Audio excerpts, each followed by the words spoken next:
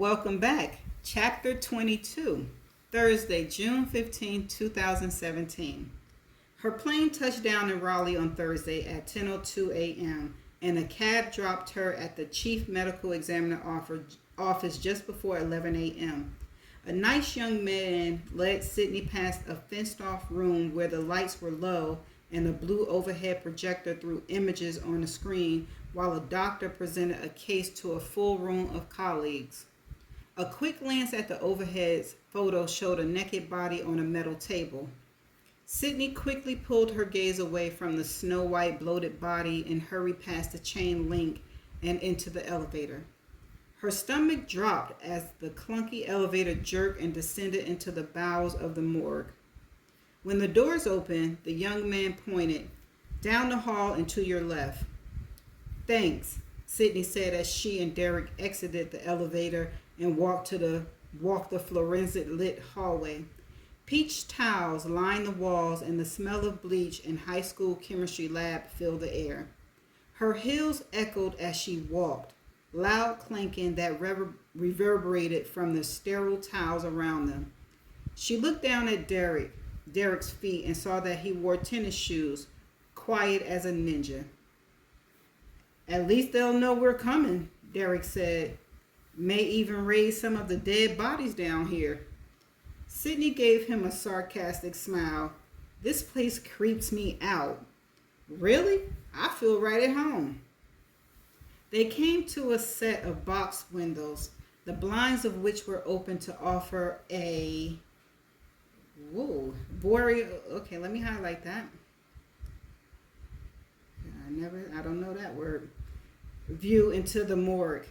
12 tables stood in symmetric rows of three. Shiny metal hoses hung from ceiling spigots over each table.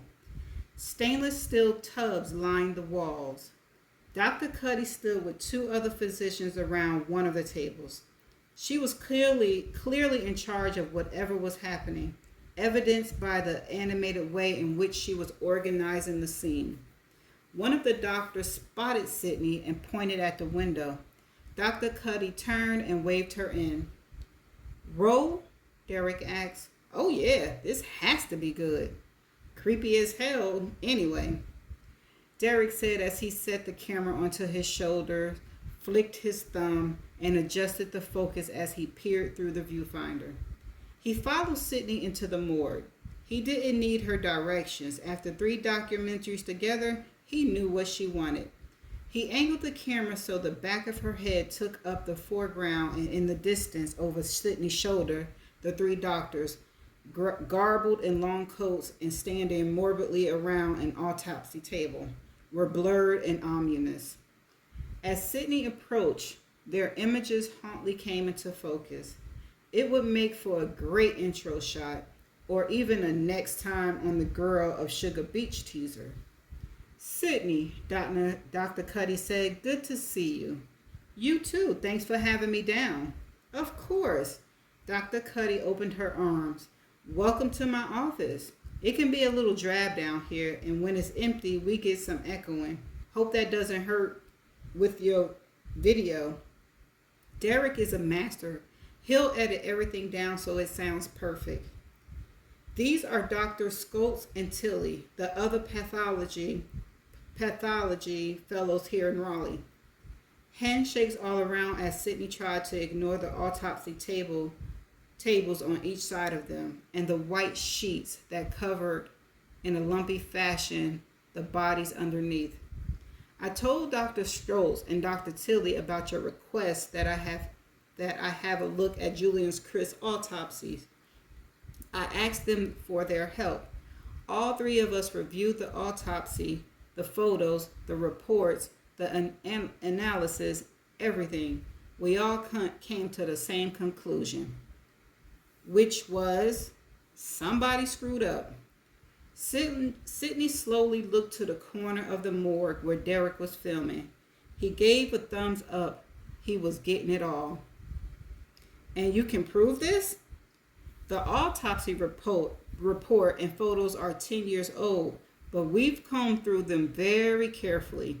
Yes, we think we can show without a doubt that the conclusion in the reports are incorrect. Sydney nodded slowly. Tomorrow's night airing would put her 3 episodes in. Ratings were thin, and the audience was growing at a slower clip than anticipated. She needed an explosive installment.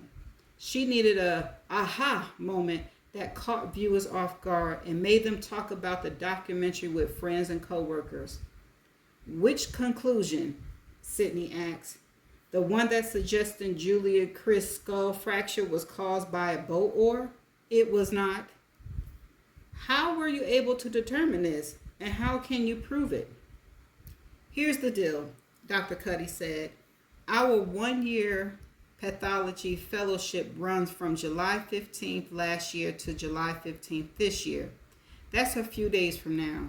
So the 3 of us are all but finished with our training. We've written our boards, we've reached our autopsy numbers, and we've each accepted job offers. That means we're stuck here for 2 more weeks and we're bored as hell.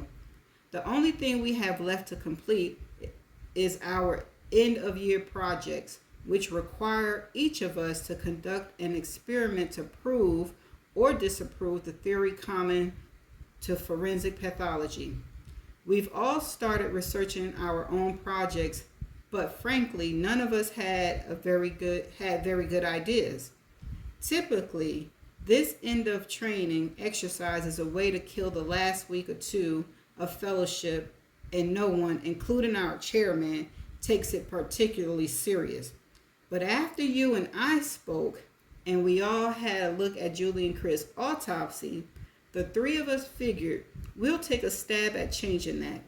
We're going to conduct an experiment to show that it was impossible for the boat oar in question to have caused Julie and Chris' skull fracture.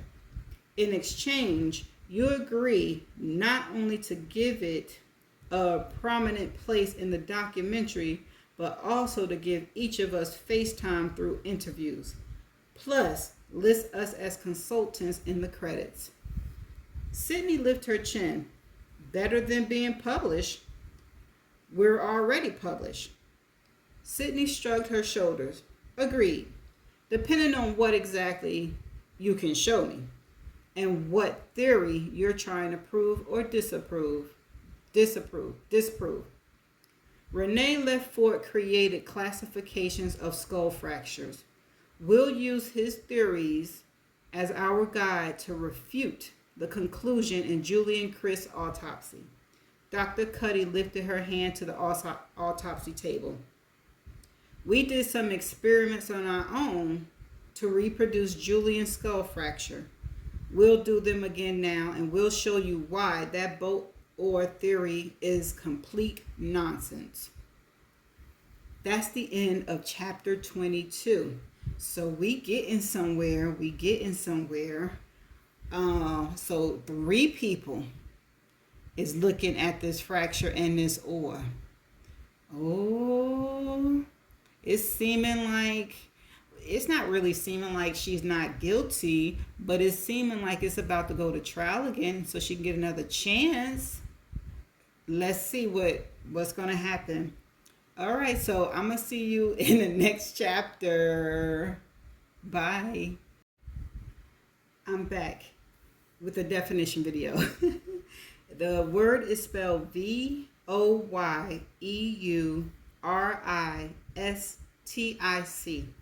And this is how it is pronounced.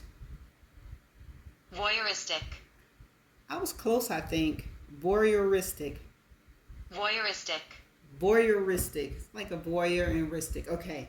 It's an adjective relating to or denoting sexual pleasures gained from watching others when they are naked or engaged in sexual activities. I definitely didn't get that when I read that. Okay, deriving or relating to enjoyment from seeing the pain or distress of others. Okay, now let's go back to the book and read it. Okay, they came to a set of box windows. the blinds of which were open to offer a voyeuristic view into the morgue. Okay, if you say so. But that's the end of the definition video and the end of the chapter. I shall see you in the next chapter. Bye.